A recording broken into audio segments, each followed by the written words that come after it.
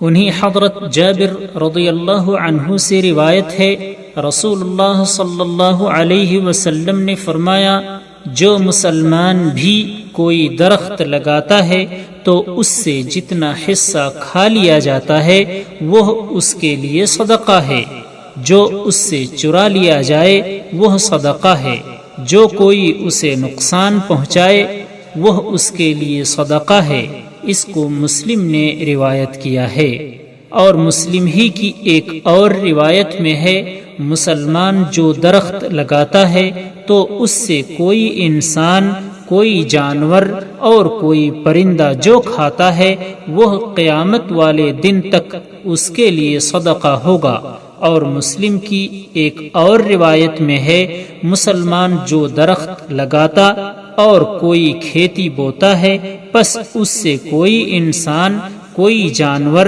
یا کوئی اور چیز کھائے تو وہ اس کے لیے صدقہ ہے۔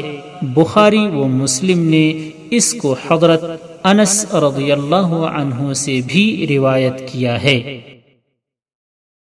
سبسکرائب کیجئے ہمارے چینل اور دبائیے بیل کا آئیکن تاکہ آپ کو ریگولر نوٹیفیکیشن اپڈیٹس مل سکے۔